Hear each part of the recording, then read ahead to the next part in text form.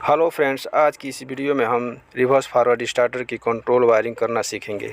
जैसे कि हम जानते हैं कि रिवर्स फॉरवर्ड स्टार्टर का उपयोग मोटर की डायरेक्शन को चेंज करने के लिए किया जाता है, यानी मोटर को क्लॉकवाइज और एंटी क्लॉकवाइज दोनों डायरेक्शन में चलाने के लिए इस स्टार्टर का उपयोग करते हैं। तो फ्रेंड्स, हम आपको बता देते हैं कि किसी भी स्टार्टर के अंदर दो तरह की वायरिंग की जाती है, एक पावर वायरिंग, दूसरा कंट्रोल वायरिंग। पावर वायरिंग में तीनों फेज मोटर तक जाती है, जबकि कंट्रोल वायरिंग से मोटर ऑन ऑफ की जाती है। तो स्टार्टर में जो मेन होती है वो कंट्रोल वायरिंग ही होती है। फ्रेंड्स, रिवर्स फॉरवर्ड स्टार्टर में हम दो कॉन्टैक्टर का इस्तेमाल करते हैं और मोटर के प्रोटेक्शन के लिए एक ओवरलोड रिले का इस्तेमाल करते हैं। मोटर को फॉरवर्ड डायरेक्शन में घुमाने के लिए एक फॉरवर्ड पुश बटन और रिवर्स डायरेक्शन में घुमाने के लिए एक रिवर्स पुश बटन का इस्तेमाल करते हैं। और हमारा जो मोटर होगा उसे स्टॉप करने के लिए हम एक स्टॉप पुश बटन का इस्तेमाल करते हैं। तो चलिए दोस्तों, हम इसकी वायरिंग करना सीखते हैं। सबसे पहले हम न्यूट्रल वायर का कनेक्शन कर लेते हैं। न्यूट्रल वायर हम दोनों कॉन्टैक्टर के A2 वाले टर्मिनल में कनेक्ट कर लेंगे। अब फेस वायर का कनेक्शन कैसे करेंगे, चलिए समझ लेते हैं। हम फेस वायर को कंट्रोल MCB के आउटपुट से कनेक्ट करके सबसे पहले ओवरलोड रिले के NC में कनेक्ट करते हैं।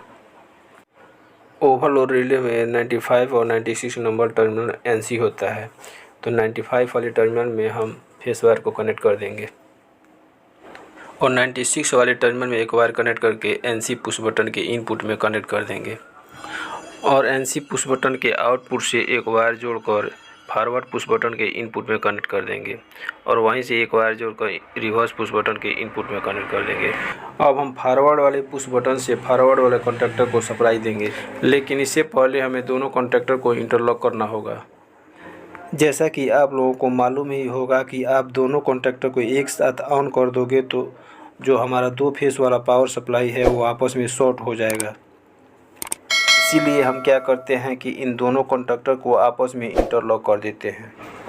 तो इंटरलॉक करने के लिए हमें क्या करना होगा कि फॉरवर्ड वाले पुश बटन के आउटपुट से एक वायर जोड़कर रिवर्स वाले कॉन्टैक्टर के NC में कनेक्ट कर देंगे और दूसरे NC से एक वायर जोड़कर फॉरवर्ड वाले कॉन्टैक्टर के A1 में कनेक्ट कर देंगे और इसी प्रकार रिवर्स वाले पुश बटन के आउटपुट से एक वायर जोड़कर फॉरवर्ड कॉन्टैक्टर के NC वाले टर्मिनल में कनेक्ट कर देंगे और दूसरे NC से एक वायर जोड़कर रिवर्स कॉन्टैक्टर के A1 में कनेक्ट कर देंगे। लेकिन यहाँ पर एक ध्यान देने वाली बात है, हमारा जो कॉन्टैक्टर है उतनी देर तक स्टार्ट रहेगा जितनी देर तक हम पुश बटन को दबा कर रखेंगे। जैसे ही हम पुश बटन को छोड़ देंगे हमारी कॉन्टैक्टर ऑफ हो जाएगा। यदि हम चाहते हैं कि हमारा कॉन्टैक्टर परमानेंट ऑपरेट रहे तो इसके लिए हमें होल्डिंग देनी होती है। तो होल्डिंग के लिए हम क्या करते हैं, जो हमारे कॉन्टैक्टर के A1 की सप्लाई होती है वहीं से एक वायर का लूप करके कॉन्टैक्टर के NO में कनेक्ट कर देते हैं। रिवर्स कॉन्टैक्टर के A1 से एक लूप लेते हैं और NO में कनेक्ट कर देते हैं। अब हमारा कॉन्टैक्टर कैसे होल्ड होगा, इसके लिए हम क्या करते हैं, सबसे पहले जो NO का आउटपुट होगा वहाँ पर हम ऐसी जगह से सप्लाई कनेक्ट करेंगे जहाँ पर डायरेक्ट सप्लाई आ रही होती है। तो इसके लिए हम क्या करते हैं, NC पुश बटन के आउटपुट से या NO पुश बटन के इनपुट से एक वायर जोड़कर हम कॉन्टैक्टर के NO वाले टर्मिनल में कनेक्ट कर देते हैं।